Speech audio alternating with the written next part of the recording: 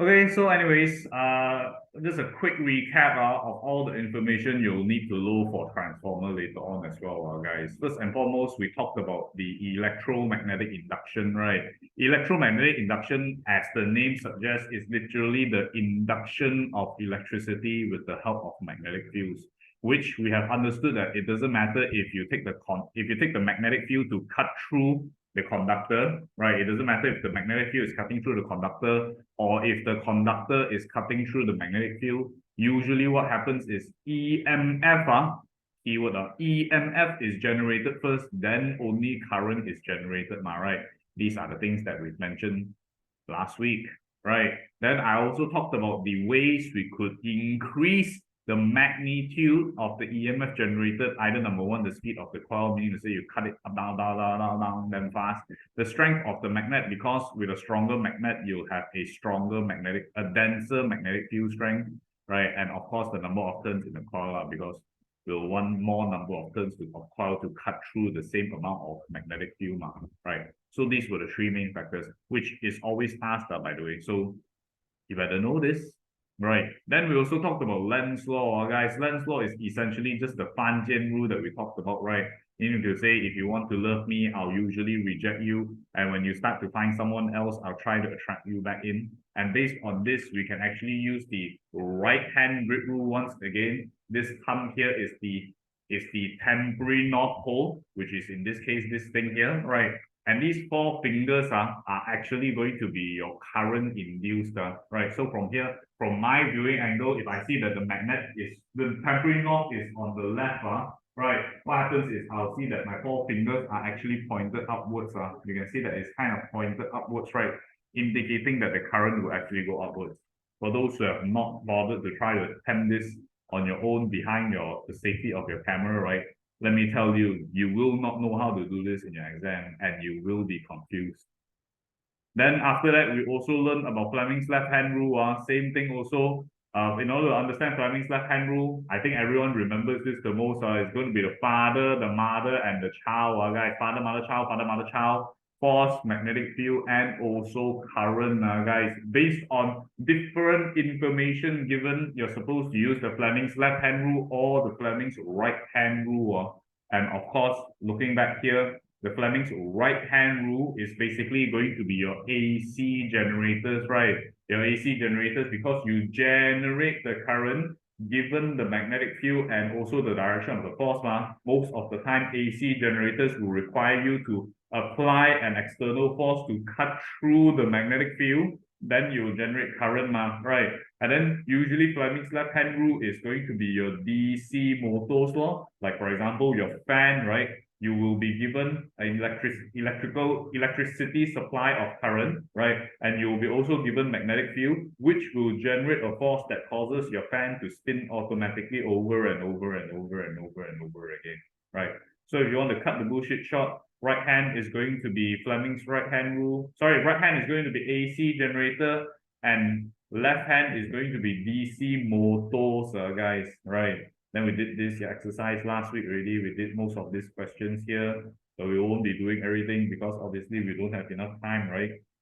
And from here, we also learned about how an AC generator works. Usually the key important thing is you need to know when will it generate the minimum, when will it generate maximum, when will it go back to minimum, maximum, and minimum again, guys, right? So from here, it is essentially just a curve, right? And the whether it is maximum or minimum purely depends on whether it is moving parallel with the direction of the magnetic field, or it is moving perpendicular against the direction of the magnetic field.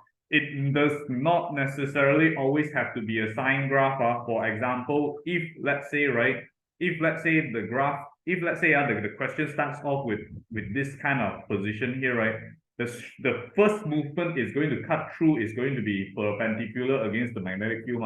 If this was the first diagram, then the graph will look something like this instead, guys. Right, it will be a cos graph instead. And for those who still do not know when is one full cycle and when is it two cycles, may Jesus have mercy on your soul, because you'll be confused.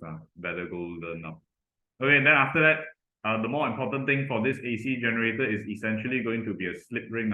The slip ring is always connected to the coils, which is connected to the carbon brushes here, guys, which is connected to these carbon brushes here. Very, very important. So right hand is AC. Yes, yes, Junhao, you're correct. Right hand is AC and left hand is DC. Right. Then yeah, these slip rings are for AC generators. They basically maintain contact with the carbon brushes so that the current can flow and the coil can spin continuously in one direction. And yeah, this is essentially all the important things that you should know. I think last week we ended with doing some exercises, and then I said that this week we'll continue, right? Have I gone through DC motors with you guys? Have I gone through this with you guys? Good. Have I gone through this? Did I teach you guys about DC motors yet?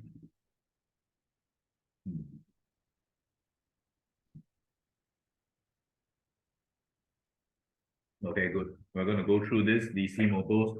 We're going to go through transformers, and then if we have a little bit more time, we're going to go through the radiation chapter this week as well, because we have 2 hours. But will we have enough time? I doubt so. Anyways, moving on to this DC motor here, right? DC motor is essentially Fleming's left-hand rule. No, Fleming was not drunk one day or high on alcohol or whatever and decided that, oh, this hand looks kind of cool. Let's make a rule out of this. No, absolutely not. What he actually discovered was initially he noticed that there was going to be, when there is current flowing in the conductor, guys, it will actually generate its own magnetic field, right? And then what does X mean again? And where is the direction of the magnetic field, guys? If I say that the current is represented as X, what does this mean? And where is the direction of the magnetic field? Into the paper, excellent job, right? X means to say that the current is going into the paper, current into paper, and of course, using your right hand grip rule, guys, your thumb is supposed to point into the screen. And you'll notice that, oh, look, my fingers are curling in a clockwise direction, indicating that number one, when the current flows into the screen, right, what happens is it will generate a magnetic field that is going in the clockwise direction. And if I place this conductor that carries a current in a magnetic field, guys, initially, if let's say there is no other magnetic field in place, by right, the magnetic field from north to south should be in this direction, right? It should be in this specific direction here, right? But because right now inside this magnetic field, there is another magnetic field as represented by this blue color circle here. What happens is the magnetic field is going to interact and they will change their pattern, right? Similarly, like how north and north will interact, and the magnetic field pattern will north and north. Right. If north and north were to come close to each other, the magnetic field pattern will look something like this, right? They will interact in a way that they kind of push each other apart now.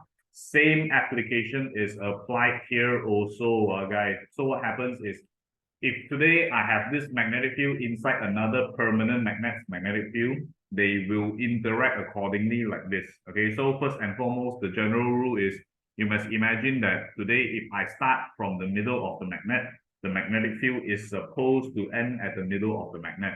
So how will the magnetic field be like that? The magnetic field is actually going to follow the roundabout, guys.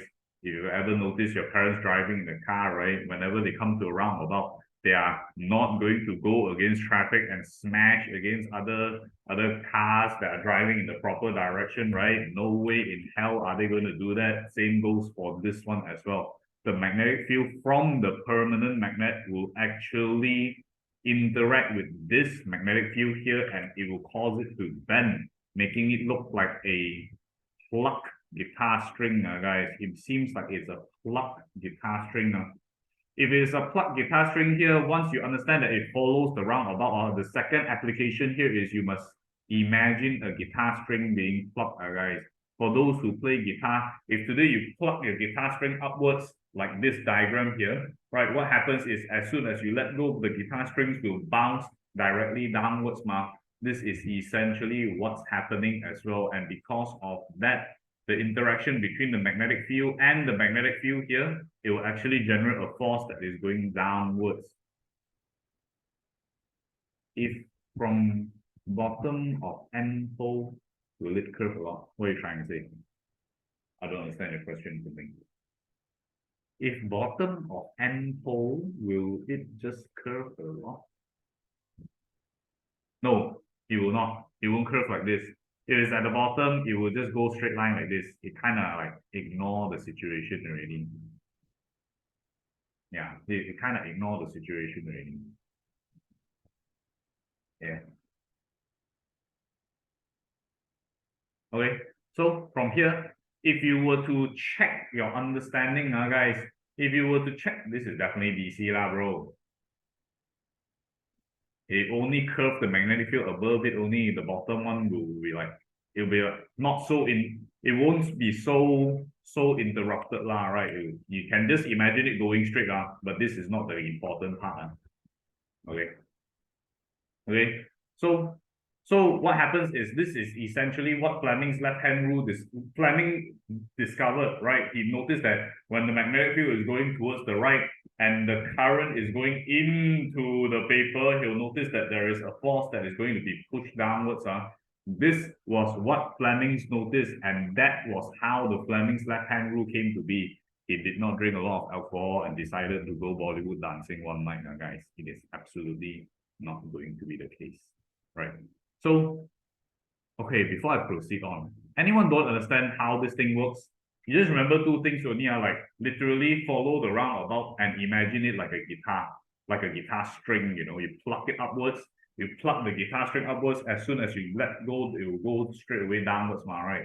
So you can think about it in two specific ways, roundabout rule and guitar string rule. Okay? Then this will explain the whole Fleming's left-hand rule. Anyone's got a question for this so far? Who's not in my class yet? Oh, Scott is going for his first competition. That's why he's not here today. Yes, okay, everyone. This only happens if the magnetic field is in motion, right? No, as long as there is magnetic field, they will interact.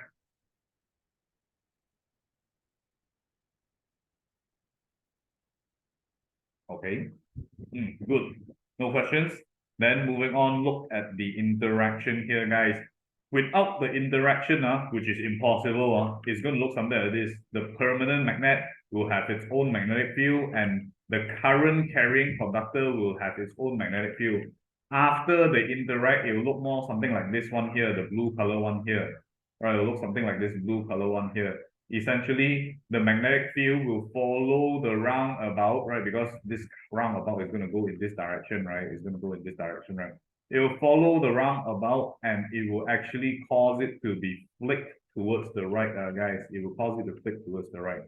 And if you think about it in terms of how a DC motor works, guys, essentially a DC motor will look something like this here. Whereas the current, starting from here, guys, pay attention to this. If you are lost this one, you'll be lost in the woods. I can guarantee you for this chapter here. Starting from the direction of the current, AC is alternating current, bro. DC is direct current.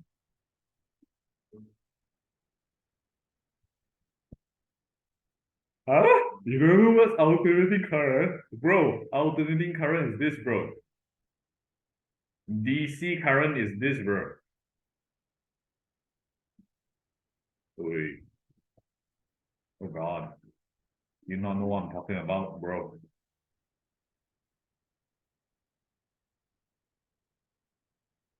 Oh, it's like you've never heard of it before.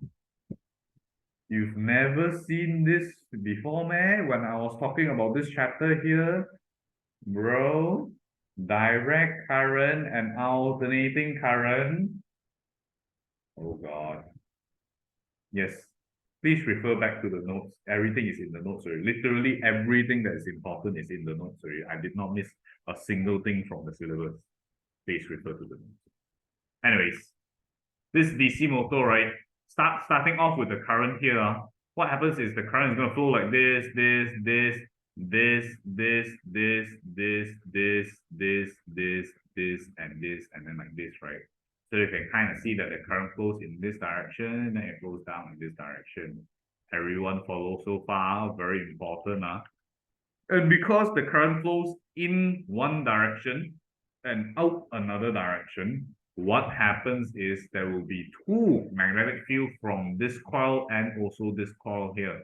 If I were to look from a cross-sectional point of view into this thing here, the diagram will look something like this. It will look something like this. One current is going in as represented by this X here, and one current is represented as a dot like this diagram here, right? And because they both have different magnetic fields, this guy here will have a magnetic field going in the clockwise direction. This guy here will have the magnetic field in the anti-clockwise direction, starting from the middle and from the middle, follow the roundabout, second roundabout. I'll have a guitar string that flicks downwards in this direction and guitar string that flicks upwards in this direction.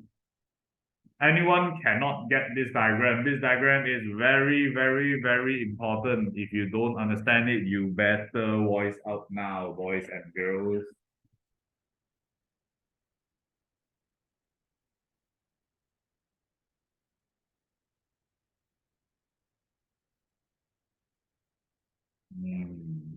Very good.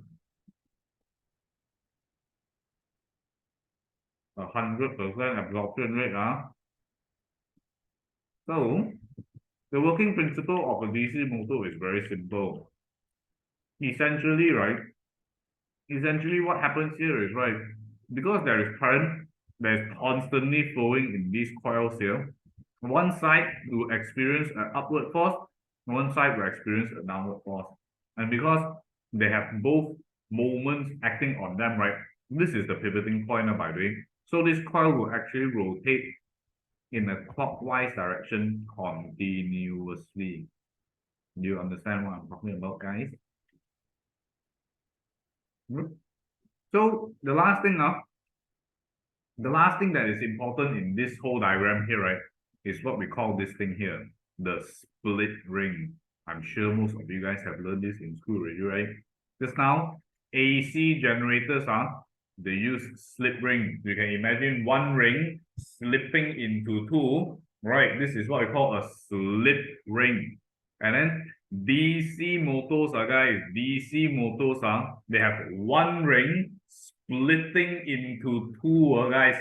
That's why it's called a split ring, guys. In your exam, right, they love to ask you this split ring. What's the function of this split ring? A very, very, very standard question. So what is the function of a split ring? In order to understand what the function of a split ring is, you gotta try to imagine what happens if there is no split ring. Okay? So if I were to draw it very, very beautifully to my best capabilities, right? Let's imagine today this DC motor don't have split ring, only got coils only.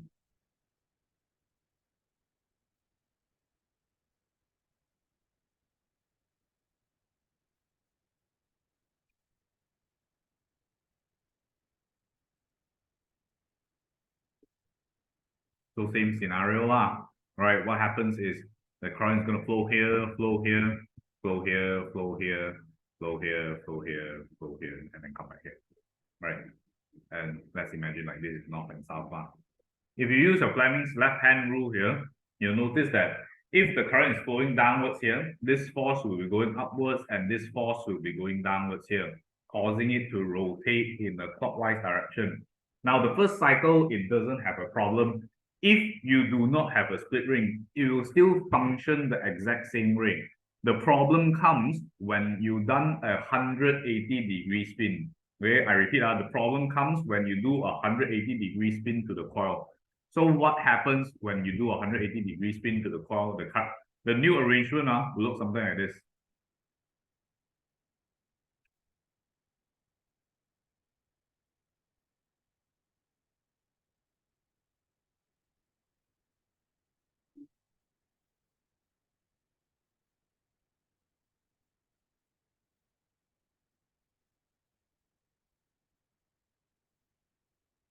Oh shit.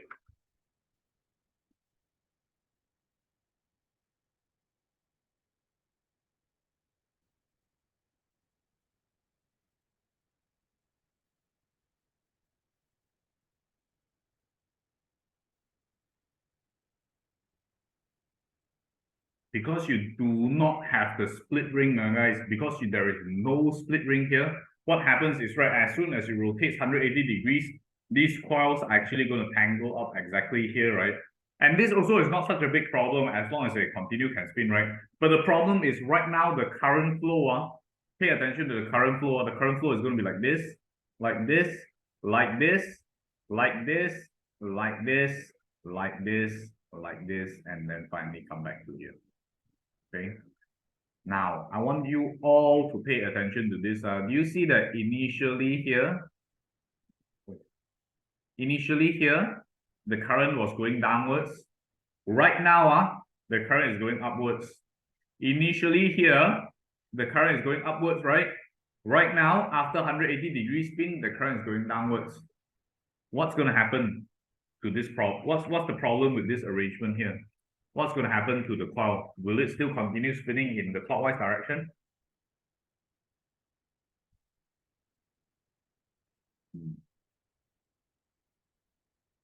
Yes, exactly.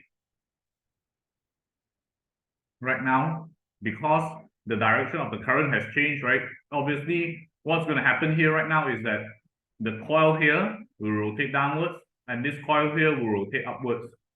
And because of that, the movement will look something like this, 180 degrees, 180 degrees, 180 degrees, 180 degrees, 180, 180, 180, 180, 180, never being able to spin in 360 degrees. So this is the problem. If today I do not,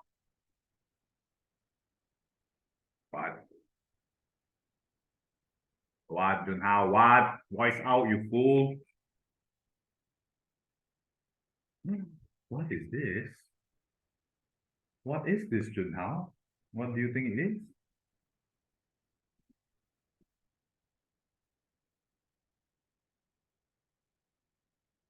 Yeah, it's the force.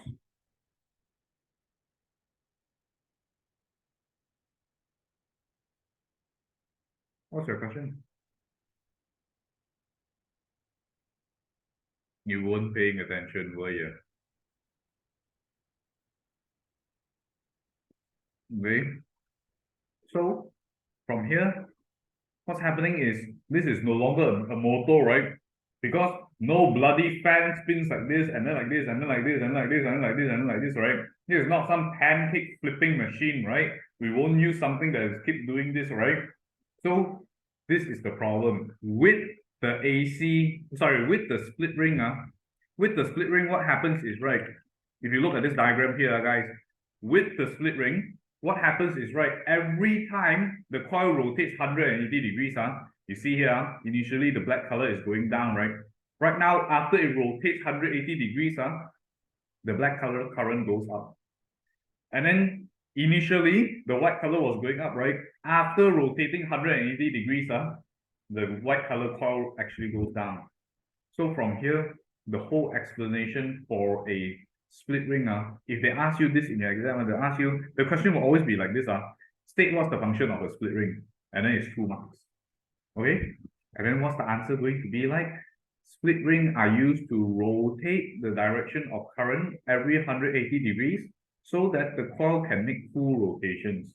If you do not have the split ring, it will just spin, spin, spin, spin, spin, spin, spin, spin, literally flipping burgers, right? But here, with the split ring, every time it rotates 180 degrees, it reverses the direction of the current, right? So this force will still be up and this force will still be down. This force is up, this force is down. Can spin like this, can spin like this. Anyone don't know what I'm talking about? This is very important.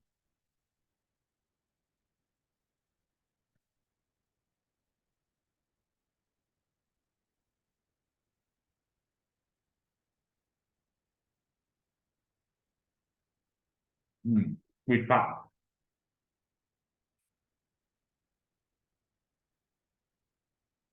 slip ring, one ring slipping into two, usually for AC generators, okay? Take a mental picture of this, guys. AC generator, split ring, DC motor, for sure split ring, one ring split into two. That's why it's called a split ring.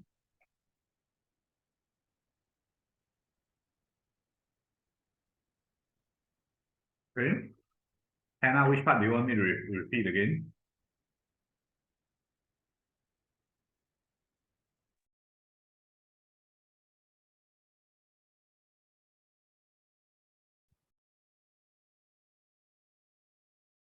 What? What? Split ring. They'll love to ask you this in your exam. Huh? They ask you what's the function of a split ring. Then you need to explain what's the use of a split ring.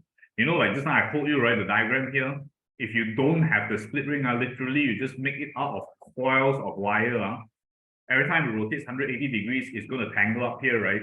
And when it tangles up here, because the direction of the current is not reversed, right? What happens is it will keep going up, down, up, down, up, down, up, down, up, down, right? Useless. This is useless. No one wants this. So instead, what they do is they include a split ring. Okay? When they include a split ring here, every time this thing rotates 180 degrees, when the black color goes on the right-hand side, instead of having the current going down, the current will be going up.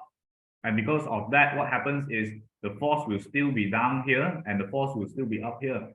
So in your exam, if they ask you what's the split ring for, you just say that it reverses the direction of current every 180 degrees so that the coil can rotate 360 degrees. Something like this. It's just another rewritten answer only. It's the exact same thing. What uses a DC motor? Your fan, your aircon, your cars, your refrigerator, literally anything that is a moving component on its own because of electricity or fuel is using a DC motor, by the way.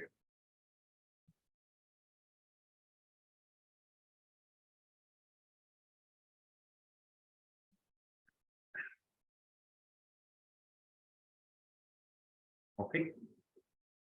Applications of AC. Power generators. You know, like the water, the hydroelectricity dam that has water flowing down and then it spins the turbine, right? Okay, let me show you some pictures, okay? Then you'll have a better idea. Wait a minute, this feels like deja vu. I feel like I've done this before.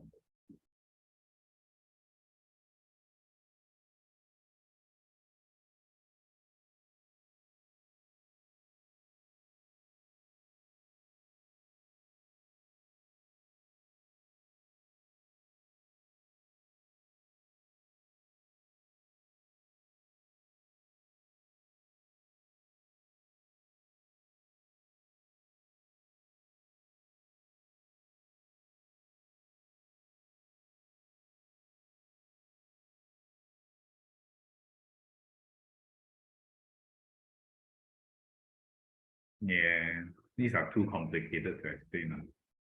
Maybe this.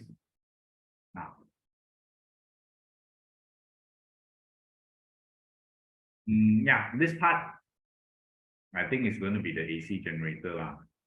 This part here, I will assume that there's going to be some magnets around these coils, and then these are going to be the coils. Every time the water flows in, which causes the thing to spin, right? This coil inside here will cut through the magnetic field, which will convert it from kinetic energy into electrical energy. Another example, this one here, like something like this. Have you ever seen this before?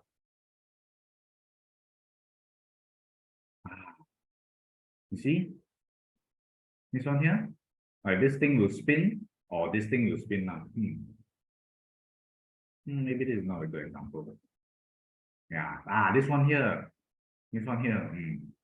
These are all magnets, and then these are all coil. Every time it spins inside, right, it actually converts kinetic energy into electrical energy. And usually what component that causes this to spin is going to be the turbine. So when you flow water onto this turbine here, you are essentially giving it kinetic energy, right? Which will cause it to spin. Inside it will be magnets and coil, which will convert the kinetic energy into electrical energy, which is, in other words, just an application of electromagnetic induction, guys. It's just an application. From the inside, it looks something like this. Coils and coils and coils and coils, and then there's a lot of magnets. These white color things should be magnets. So it's like the magnet is constantly cutting through the coil. This is the AC generator. Anything that produces electricity is going to be this. Right. Okay. So if you look at the statements here. Oh, by the way, anyone has any other questions?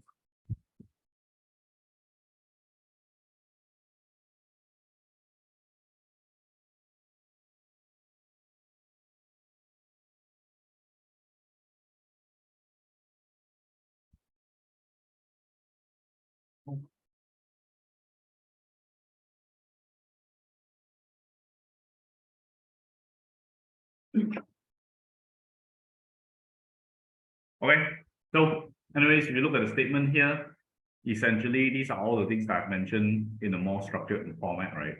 When current is applied to the coil, the weak magnetic field from the coil interacts with the magnetic field of the permanent magnet, which is essentially this thing here. This causes a force to be induced on the coil, which is this thing here.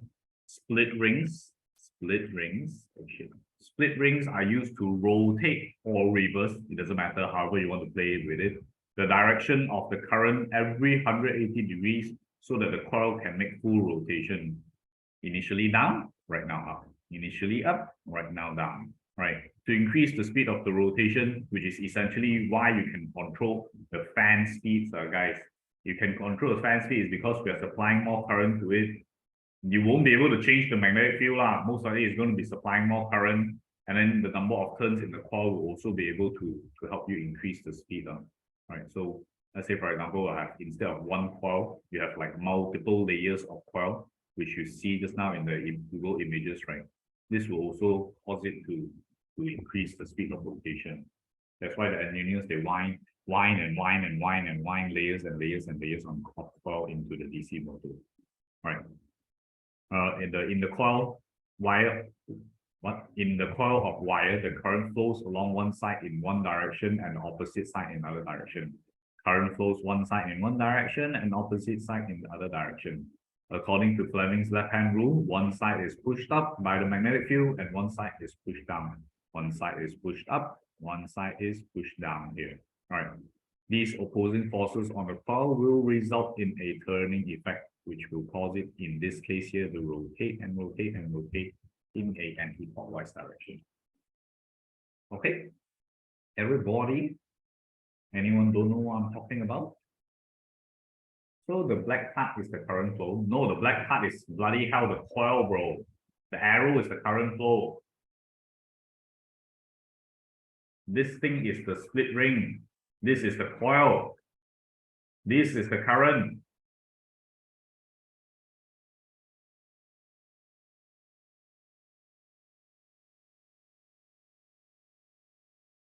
Okay, any other questions, guys?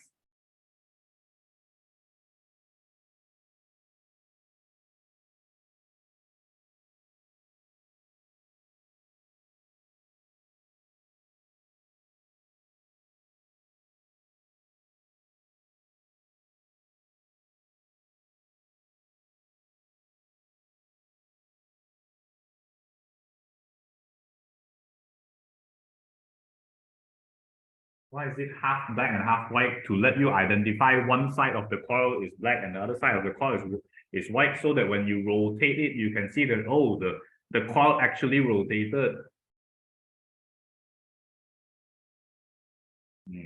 Okay, good. It's good to clarify the uncertainties, then you have a better picture of the whole thing. Okay. Good. Yeah, let's do like one or two questions together before we move on to the transformer one. Or should I just do the transformer one since some of you guys have to leave early? Okay, let's do the transformer one, and then whatever time that we have left, we'll just do the exercises. Who's here already? It's not in already. Oh, why is there two tabishes here? Yeah. Okay. Yeah, let's go through the lecture first before we attempt the questions later on, since some of you guys have to leave early, right? Okay. If you look here, this is essentially the last part of transformers already, guys. This is the last part of transformers already. I mean, last part of electricity already. Then once we're done with this, we're going on to radiation physics already. Okay. Whenever we say the word transformer, I'm sure most of you guys will think about Optimus Prime and Bumblebee. Rest assured that it is definitely not the same thing, right? These transformers here are the ones that transform the electrical voltage to a higher or lower watt, guys. And in order to understand a transformer, first and foremost, you need to know what's the usage of a transformer. For those who do not know what a transformer is, if you're all on your laptop right now, right, you see that there's a charging brick on the side of your power socket, right? That charging brick are usually the black color charging brick, right? Or for you Apple boys, the white color squarish thing. That thing is actually a transformer, guys. The transformer is actually going to convert 240 volts, which is usually the standard supply to all 3-pin plugs. You know, like every wall socket that you see with 3 pins, right? They actually supply 240 volts.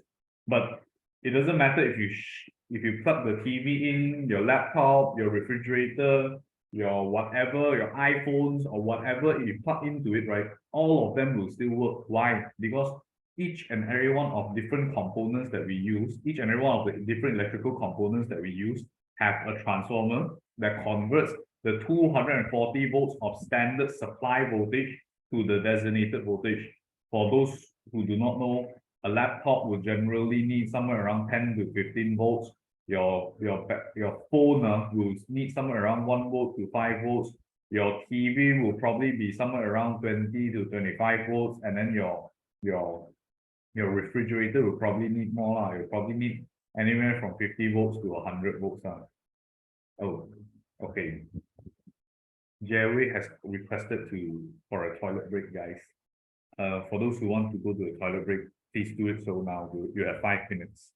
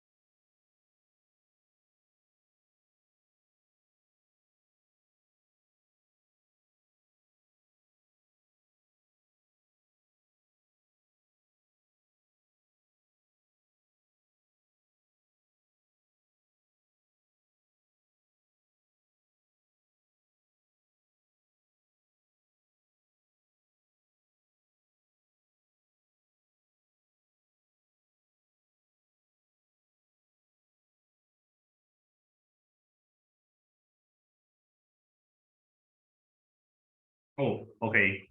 Welcome back. So anyways, like I was saying, guys, basically we said that different appliances will require different voltages, right? And there is definitely not one size fit all, guys. For those who do not know, the laptop bricks are a transformer. The white color things that you plug into the wall for your phone charging is also a transformer, and they come in many shapes and different sizes. So how does a transformer work?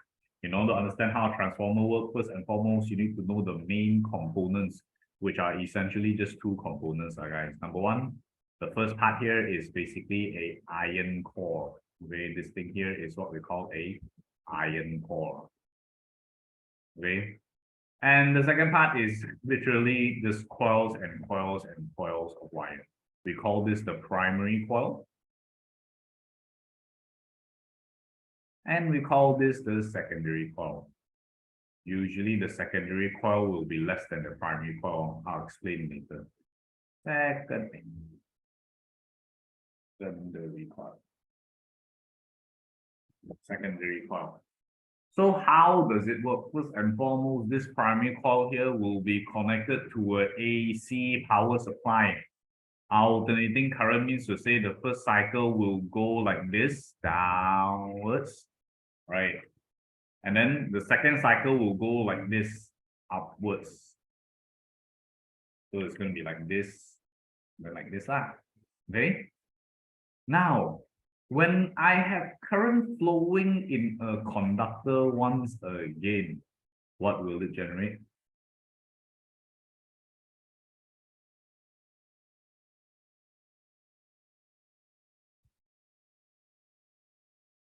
What will it generate again, boys and girls? When I have current flowing in the conductor, what will it generate?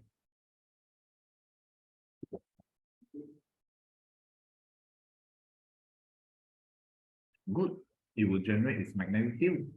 Excellent answer, Kunling. So because I have alternating current, right? You know how is the current going to flow? The first cycle of current, because it's alternating, right? The first cycle of current is going to go like this. It will cut through the secondary coil like this one here. And then the secondary current will go like this. It will cut through the secondary coil once again. So it will constantly cut and then cut and then cut and then cut and then cut and then cut and then cut and then cut. Right. And this is essentially what you learn in electromagnetic induction, right? When the magnetic field constantly cuts through the wire, what will it generate? Jen Lim, would you be so kind to answer us? When the magnetic field cuts through the secondary coil, what will it generate first?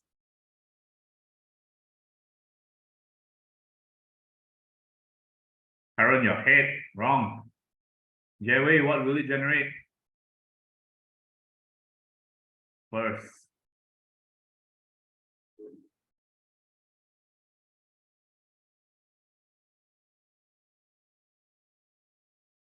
Wow, Kunling, you are on turbo mode recently. Bam! You're on your way to scoring an A. Yes, it is the absolute right answer. It will generate EMF first. And because it has EMF that has force, it's a force that drives the current in the circuit, right? This EMF will eventually generate a current in the secondary coil. Now, I just want to know, right? You know, just now how I stated that the secondary coil will usually be less coils than the primary coil. Why should it be less than the second? Why should the secondary coil be less than the primary coil? What would happen if instead of having less coil, I have more coils than the primary coil? What would happen? Can anyone tell me?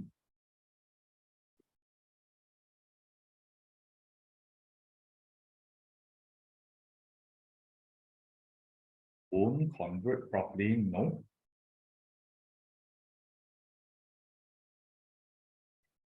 This has to do with electromagnetic induction again, and it was the three factors that I mentioned just now. What happens when you have magnetic field cutting through less coil, and what happens when you have magnetic field cutting through more coils? What will happen? More EMF. Yes, that's correct, Jay.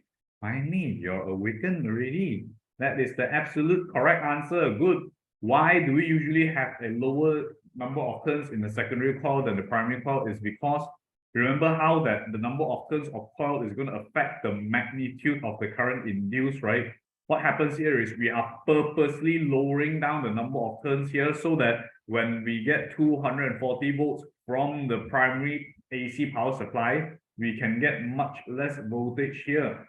If today I have more coils here, what's going to happen is because the magnetic field is cutting through more the magnetic field is cutting through more number of turns of coil. Instead of stepping down the voltage right now, I could possibly step up the voltage to 500 volts instead.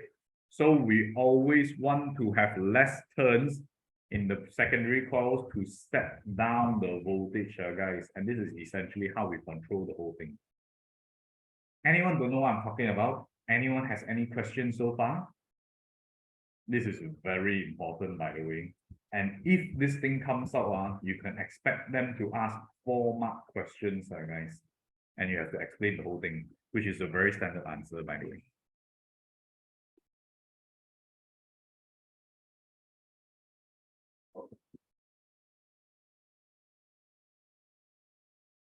Okay, so if you have no questions, right, I'm going to ask someone to explain how the whole transformer works again later. So everyone, please pay attention. In your exam, when they ask about transformers, right, when you have identified that the question is revolving around transformers, right, if you scan through the questions, usually there will be one question that is either 3 marks or 4 marks. As soon as you identify it is 3 marks or 4 marks, 80% of the time, they will ask you to explain how a transformer works. And based on this diagram itself, you can more or less bullshit your way through the whole definition of how a transformer works. Pay attention. I'm going to ask someone to repeat this later on. So initially, if they ask how a transformer, you're going to say, AC power supply is connected to the primary coil, which would generate an alternating current in the primary coil. This alternating current will generate an alternating magnetic field that transfers through the iron core and cut through the secondary coil. This cutting of magnetic field to the secondary coil will generate an EMF, ultimately generating alternating current in the secondary coil. Anyone wants me to repeat this? Anyone wants me to repeat this? Always comes out in your exam, by the way.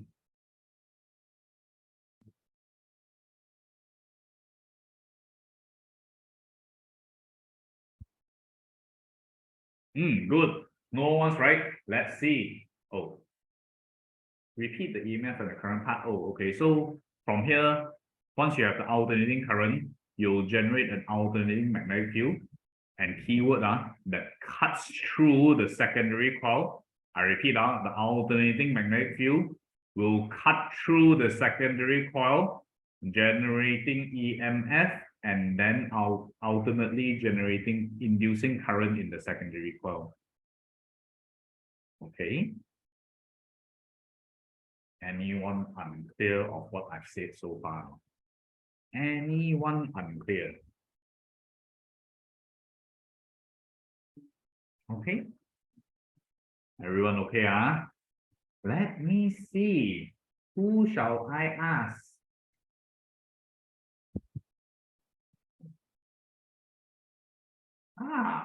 Charmaine, I haven't heard you speak in a very long time. Can you explain to me how a transformer works again? Oh, thank you. Wow, she's got the answer ready, man. If you generate alternating current in the primary coil, this alternating current will cut through the iron core to the secondary coil, and which will generate EMF. Wow. Hey, Charmaine, you came prepared, eh? Excellent. That is the exact answer. But since you have typed it to me privately, that means to say I can ask one more person to answer me this. Who shall I ask? Pavish, I haven't heard you speak in a very long time. Explain to me again how a transformer works.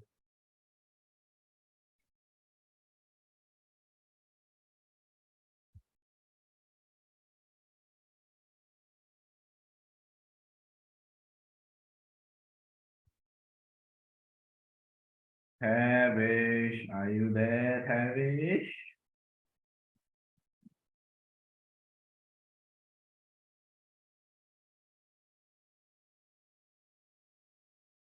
Oi, Tavish.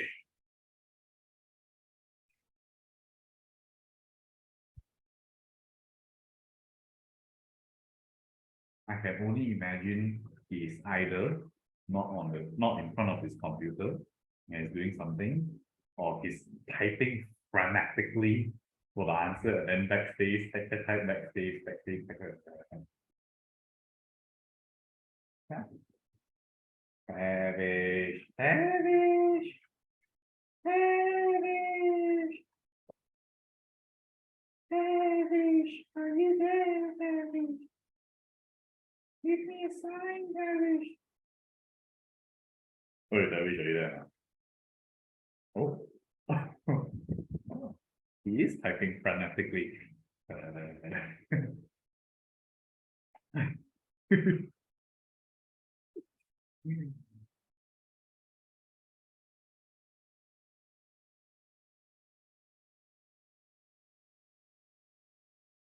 Okay, I'll eagerly wait for your answer.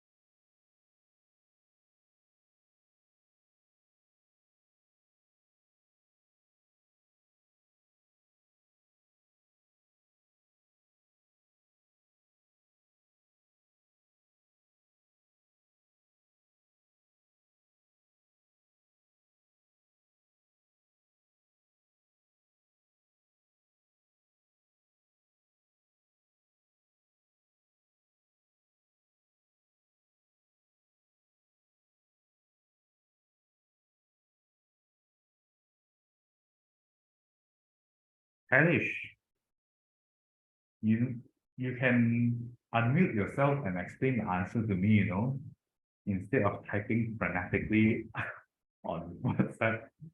Initially, AC power supply is connected to the primary coil to the power coil, no, the primary coil, which will generate the alternating magnetic field in the primary coil. No, the alternating magnetic field will be induced from the primary coil to the soft iron core, which will transfer through the iron core and cut through the secondary coil, thus producing EMF and current. Yes, okay lah, not too bad lah. Okay. Without wasting any more time, actually the answer is already in the notes. So if you look at the statements here, in Malaysia, most household electrical sockets supply 240 volts. However, most appliances only need much lower voltage than 240 volts. Transformers used to transform 240 volts to matching voltage to all our electrical appliances. All of our electrical appliances. Transformers are basically made of two main components, soft iron core and of course the coils. It could be either primary or it could be the secondary. Using the concept of magnetic flux. No, magnetic flux is changing magnetic field. In a way, you can think about it like magnetic fluctuation. That's why it's called magnetic flux. Magnetic flux is in a way changing magnetic field. Yeah. Okay.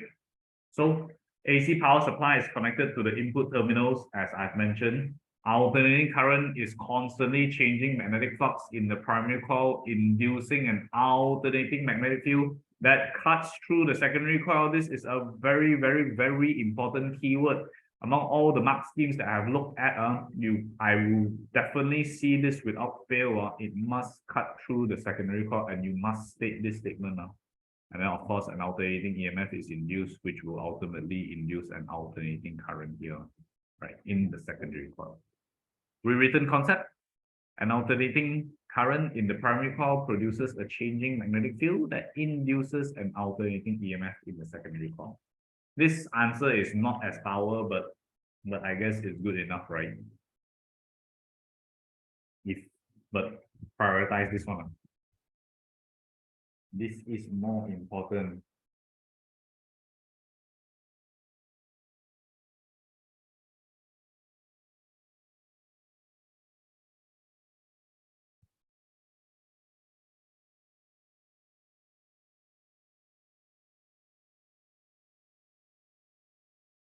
Okay, everybody? Yes. So if you look at this last part here, before I finally throw you guys into the exercises, right? This is essentially what's going on. You see that this here is a step-up transformer. This is a step-down transformer, guys. Step-up transformers, like the name suggests, they will step up the voltage to a higher voltage than the primary coil. And step-down transformers, which are usually what you see at home, they will transfer the voltage down into a lower voltage lah. Right. From here, the first thing you should notice is that the number of turns in the coil is actually going to affect the voltage because like electromagnetic induction, the number of turns in the coil is going to affect you, right? Same thing for this one as well. And the voltage is directly proportional to the number of turns, meaning to say if here is a multiple of 4, here to here will be a multiple of 4 as well. You can actually use your ratio formulas, guys, and you will be able to do this. In your ABC questions, which is your paper 2, I don't recommend writing down the formula because literally multiplying this is much easier and faster, guys, right? Just identify that, oh, they'll definitely give you one component. If they give you this, they'll ask you to find this, right? Then it's literally just multiply by 4 and you can see the pattern now, right? Or they'll give you these two, like 100 and 400, then they'll ask you how many number of turns is here, right? I mean, look at it from a pattern point of view, don't just memorize it, right? Now this here, although I say that the voltage and number of turns are directly proportional, you should not mistaken it with the current now. If you notice here, right, even though voltage times 4, number of turns times 4, but here to here is actually a divide by 4. Why? Because in your transformers, unless stated otherwise, they assume to be 100% efficient, meaning to say the power in your primary coil will be the power in your secondary coil. And since P is equals to VI, when power is constant and increase in voltage is actually going to decrease your current. That is why when you increase your voltage, your current will decrease. The opposite is true as well. If here is a divide by 5, here will be a divide by 5, but here will be a multiple of 5, guys, because of this formula here. Anyone don't understand what I'm talking about? This is absolutely important, guys.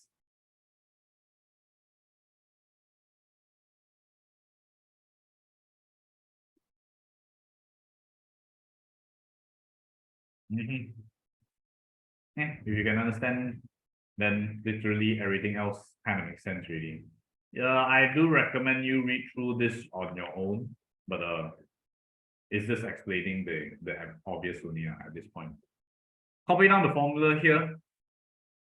Oh, by the way, I want to mention this. This is basically going to be what you're going to write for your paper 4. If you see transformers in your paper 4, you better write the damn formulas, right? And I know some schools they'll teach different scenarios, but you can just know that this part here is just in a play of ratio, meaning to say, if you VS over VP, then you NS over NP. If you VP over VS, then you better NP over NS, guys. It doesn't matter which one it is, as long as you know relate P to P, S to S, or S to S and P to P, then it's absolutely fine. Okay, everyone, please copy this down and then attempt in questions later on. Copy this down.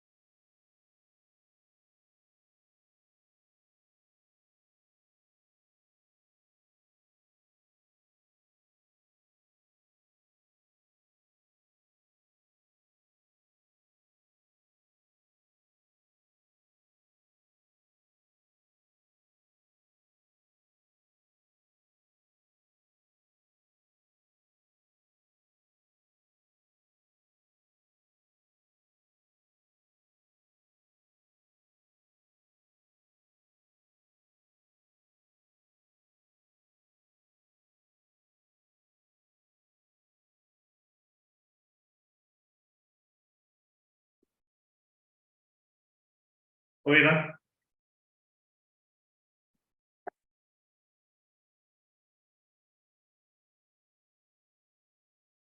Yeah, if you're done, right? Can you guys attempt the first three questions? Here. I'll give you exactly 10 minutes. Yeah, 10 minutes for everyone to attempt this. Or maybe a little bit more. 15 minutes for everyone to attempt these first three questions. Let me know when you're done.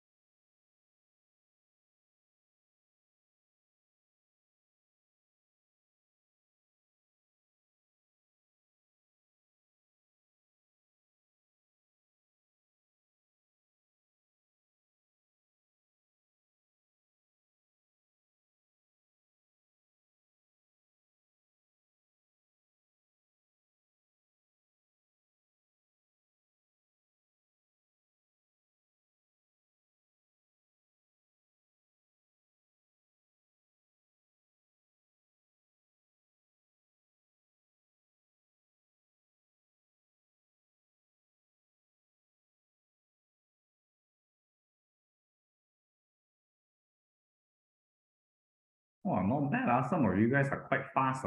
Anyone not done yet with question 1 to 3? Anyone that's not done yet with question 3? Oh, okay. We'll just give you a bit more time then.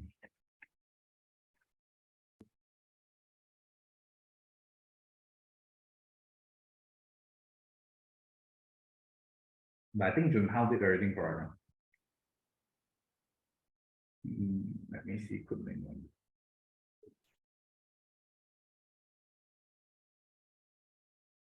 Yeah, I think your C is wrong for question number 2, Kunling.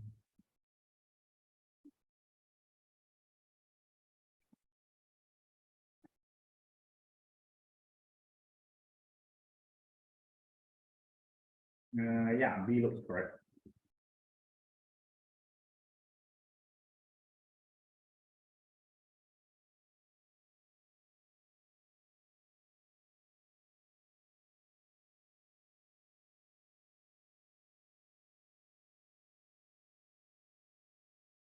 Yeah, Kunling 1 look correct also, even though there's no diagram there. Yeah. You're supposed to use VI, right? Your 6.67 is only your I, right, bro?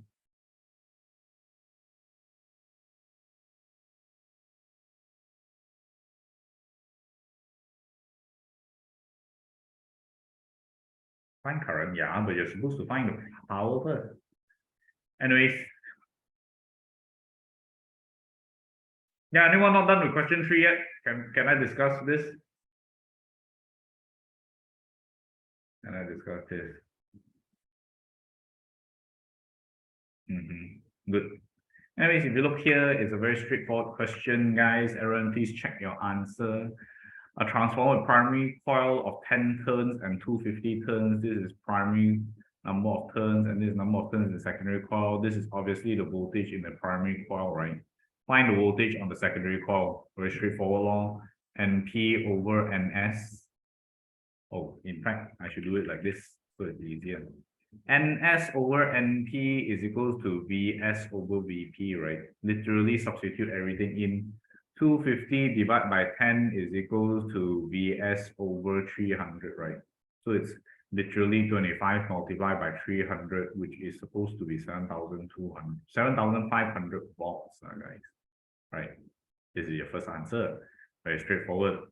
It'll be nice if you draw the diagram too, but whatever, right? But then after that, the second question here, number of turns in the secondary coil is given. The primary coil is 100 turns. So right now there's 100 turns here. You're converting how much?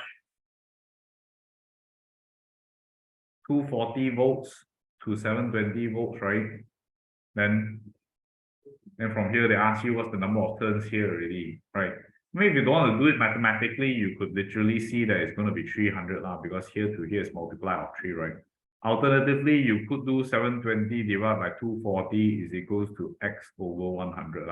Once again, it's not magic, it's just applying the formula and you'll get your x as 300, guys, because it's literally multiplied by 3, right? But I recommend you writing down the formula. I just don't want to write the formula over and over again, but you are recommended to write the formula. Then after that, they want to find the current in the secondary coil. They already say that the power is going to be 4,800, right? So if I want to find the current in the secondary coil, I need to use the voltage of the secondary coil, right? Just use P equals to VI, right? Which in this case here, your I would have been P over V, which will be 4,800 divided by 720, right? Press this in your calculator and you'll end up with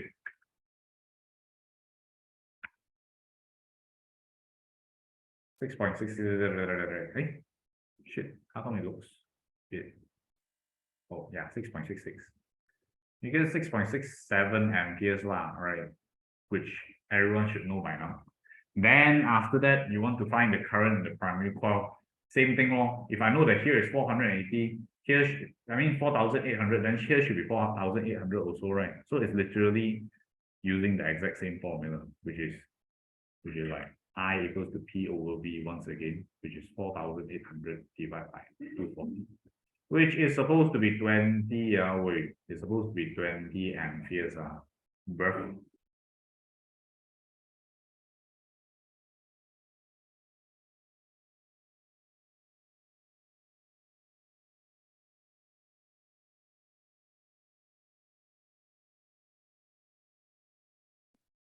It should be multiple of 3, not divide by 3. Now that I look at your working, I know what you're doing already. Good thing.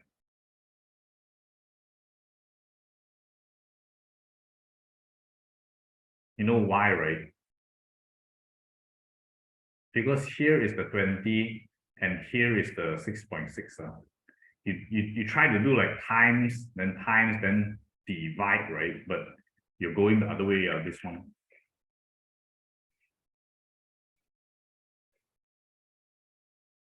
Yeah. Okay. Then this last question here is a bit of a brain teaser.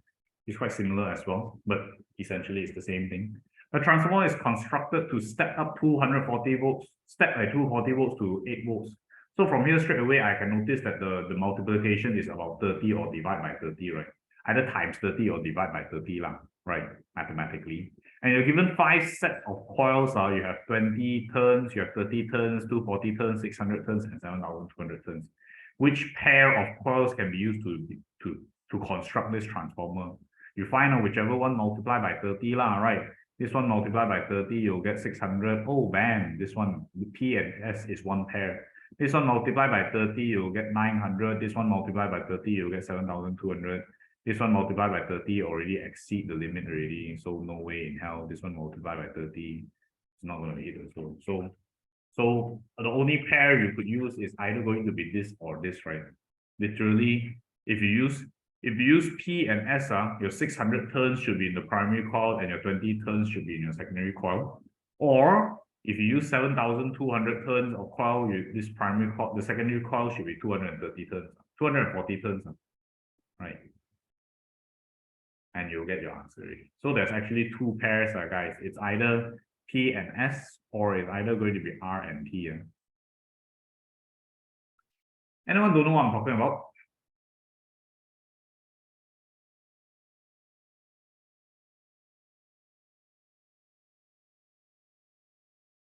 Okay or not? Do I have to state both pairs? I mean, you don't really have to. This is not a real IGCSE question, but I'm letting you know that there is actually 2 pairs. Yeah. Okay. Good. Now, the final thing that you're going to learn today, guys. The final thing that you're going to learn today, which is going to be this one here. A very, very popular IGCSE question. You know, just now I said that there's only 80% of the time it will be how a transformer works if it's a 3 to 4 mark question. This is the rest of the 20%. If you see 3 or 4 marks on the transformer question, right, they'll most likely ask you this question here. And in order to understand why high tension cables must use very high voltages, right, I want you to imagine this scenario here, guys. You know, like, anyone here don't know who the electrical provider in Malaysia is, by the way? Anyone? Let's test your general knowledge on this one here.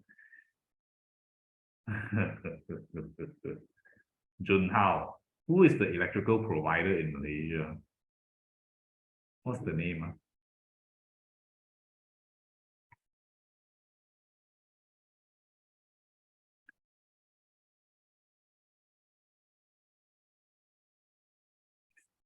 Isn't it Mac?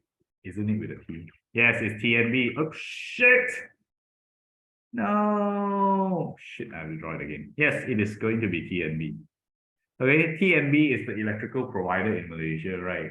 And then in order for the electricity to travel from TNB to our house here, which is beautifully drawn, as stated by my kindergarten teacher.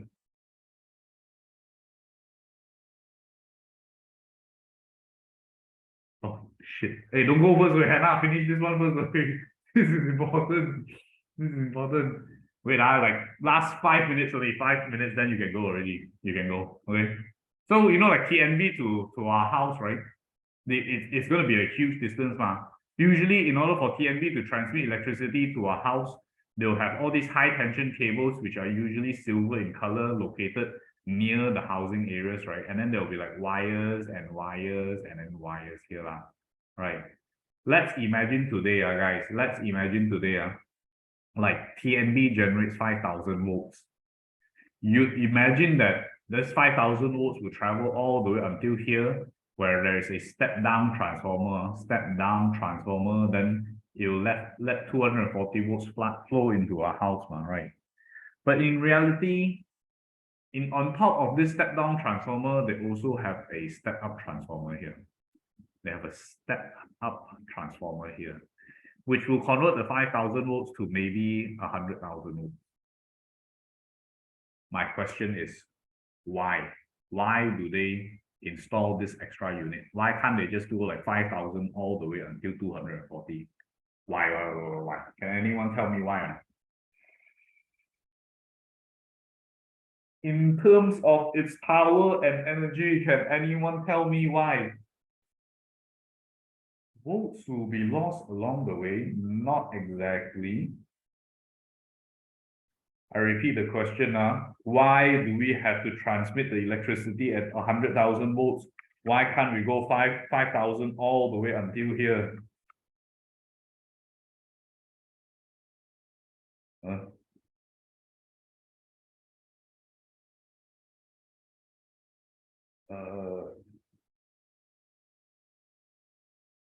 Cheaper. Not really. You have to install a step-up transformer here. It's not really those answers, but everyone has a rough idea of what's going on now. But I'll tell you what's the real reason, guys.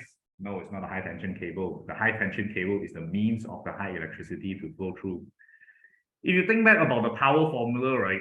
If you think back about the power formula, we stated that when you have high voltage, you actually have relatively lower current, right?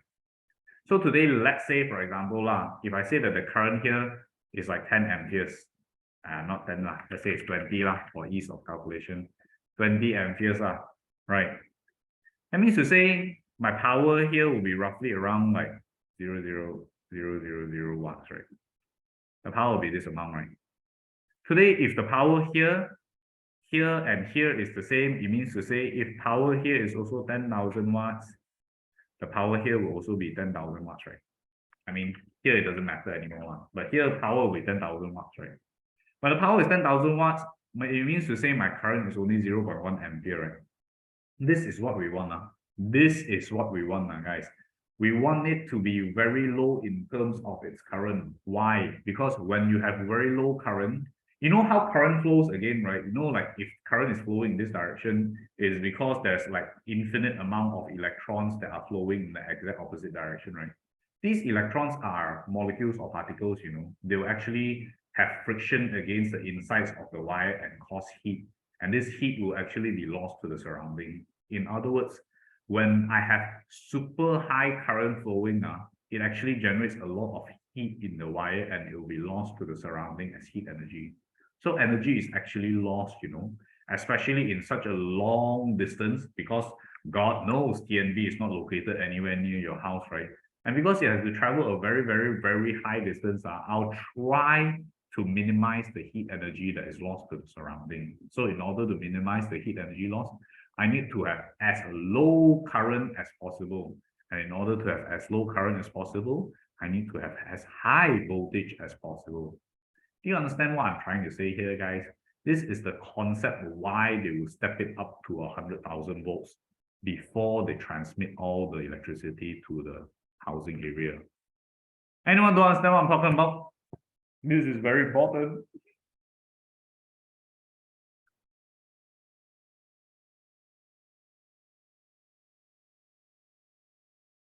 Because extra energy is needed for electricity to travel to the side? Yes, for sure. Especially if, let's say, imagine today I don't step up the voltage.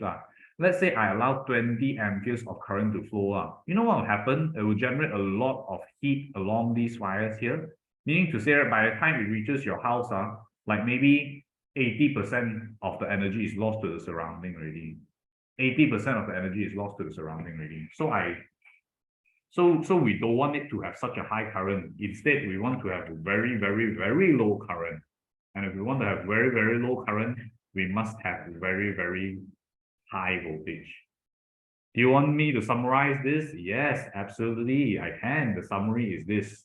In conclusion, right, to cut the bullshit short, since P is equals to VI, high voltage means to say low current. Ignore this part.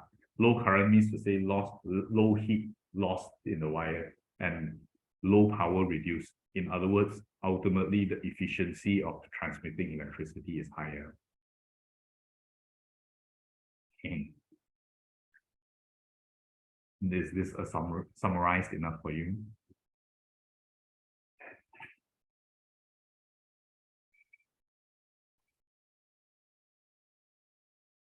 Anyone has any questions for this part or not, guys? You must understand this one here because it always comes out in your exam, boys and girls.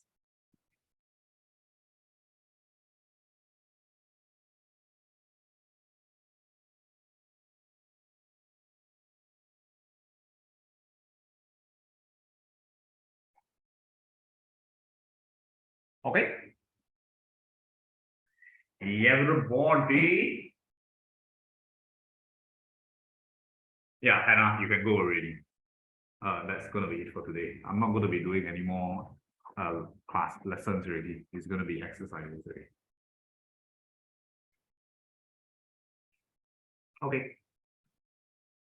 Bye bye.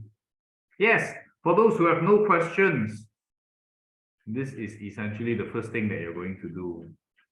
If you all flip to a specific page here, right?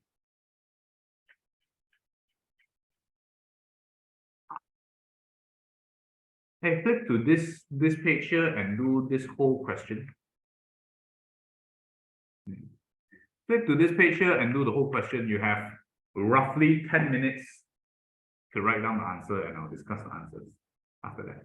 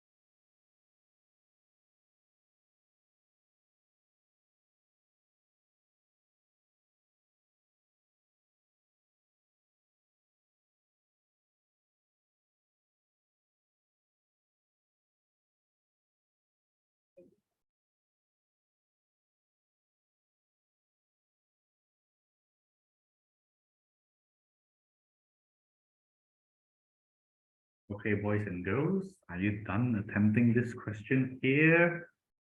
Is there anyone lost in the woods? Guys, this is essentially how the question will be structured.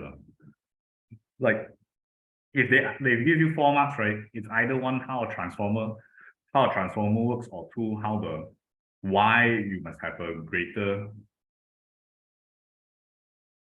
output voltage. Hey, wait a minute. Is that?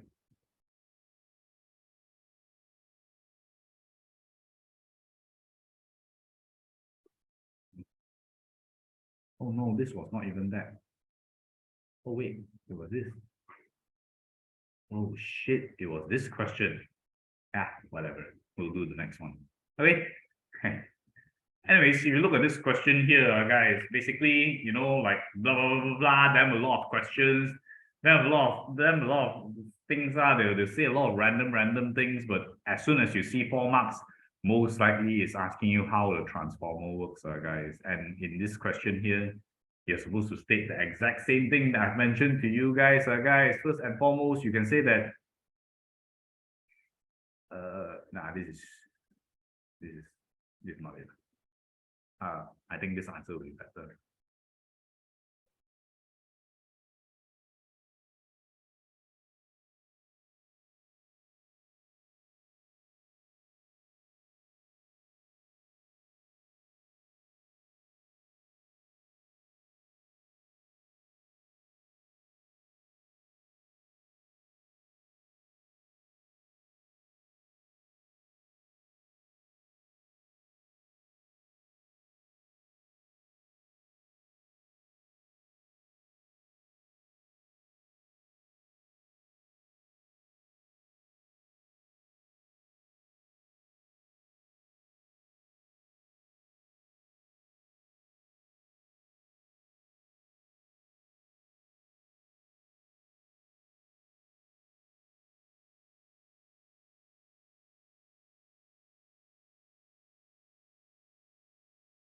Hmm. 1, 2, 3, 4. Yeah, inducing EMF. Something along these lines, guys. It doesn't have to be word by word. Once again, and we read could link on the primary coil produces an alternating current. This current creates a magnetic field traveling through the top iron core. This current. What? The current doesn't cut through the secondary coil. The magnetic field cuts through the secondary coil. Could length. Cut through the secondary coil, inducing an alternating EMF, leading to current being produced. That will transfer has more turns in the secondary coil. This makes the output voltage. Yeah. The only part is this current cuts through, or the current does not cut through. It is the magnetic field length. Yeah, if you fix that, then it's full marks already. Easy.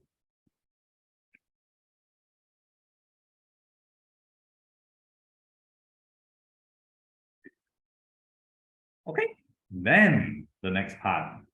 There are energy losses in the transmission cable. Explain why the energy losses become greater when the length of transmission becomes greater. Obviously, it's because the longer it is, the more resistance there will be, right? And more resistance means to say more heat will be generated now. As you can see here, right? This answer is shit. So, explain why energy losses become greater. What? Resistance is directly proportional to the length of the wire. With more length, more heat is generated. More heat is generated in a longer period.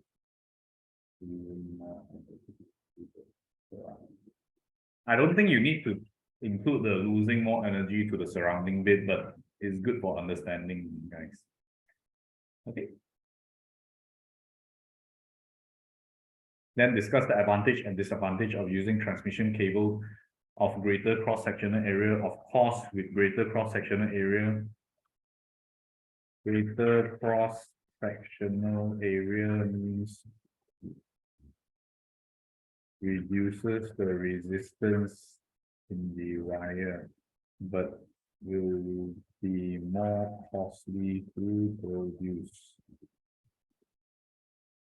Something along these lines.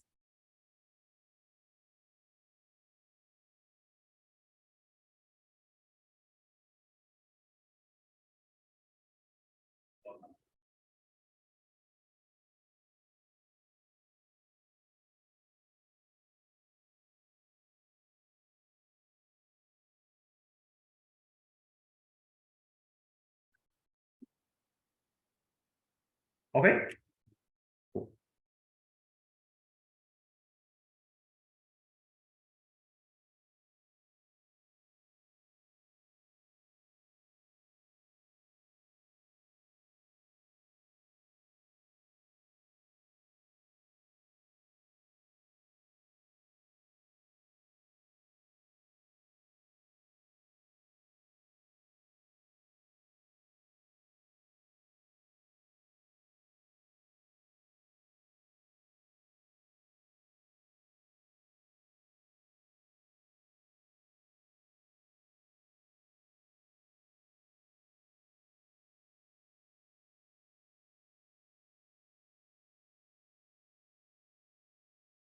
Okay, boys and girls, any questions for this part here?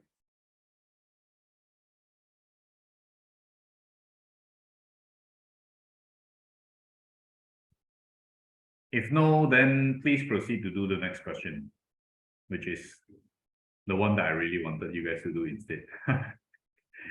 Yes, finish this question.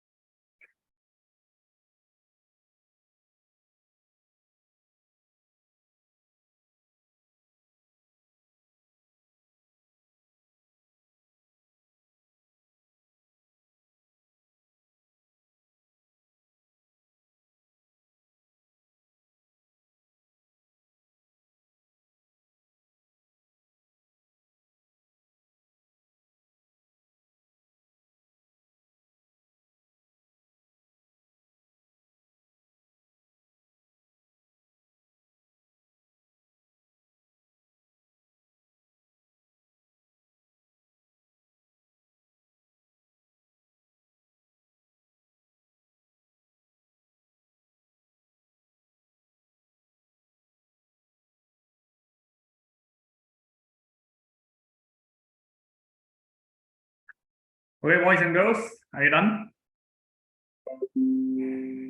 Yeah, I think most of you guys are going for biology, so I'm going to try to end this by 7 o'clock, guys. Okay, if you look at this question here, it is exactly what I've mentioned, but in this time, they ask you to state the relevant information as well, guys. You're actually supposed to state the relevant information for this equation here, which first and foremost, you're supposed to use P equals to VI, right?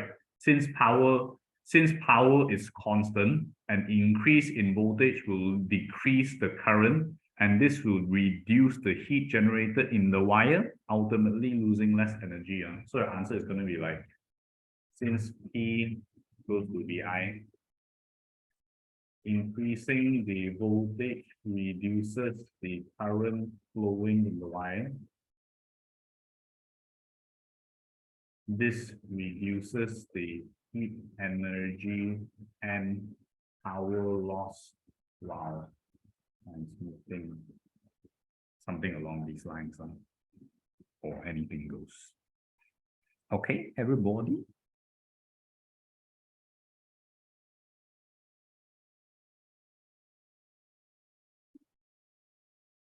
All right. Then after that, the transformer contains two coils, the primary coil and the secondary coil. State the other main component, a transformer and material that is made of. It is known as the soft iron core, guys. It is known as the soft iron core.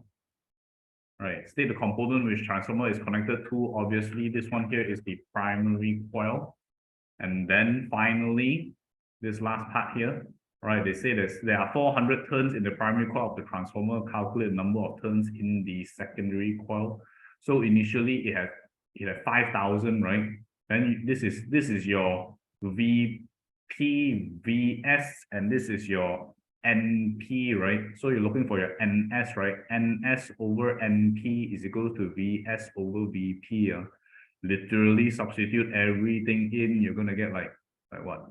115,000 divided by 5,000 is equals to NS over 400. Press this in your calculator. You should be able to get 9,200 turns. Please let me know if you cannot find this 9,200 turns, guys. Okay. Then, yeah. Then after that, transformers in town reduces the voltage to 230 volts. Suggest one reason why. The main reason is because most household appliances have input voltage of 230 volts, guys. These are your answers for this question here. Does anyone have any questions with regards to this thing here? Anyone don't understand anything that I've mentioned so far, guys?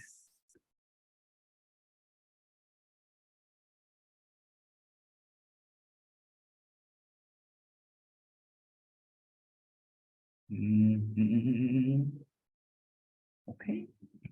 If you have no questions, boys and girls, that is going to be it for today, guys.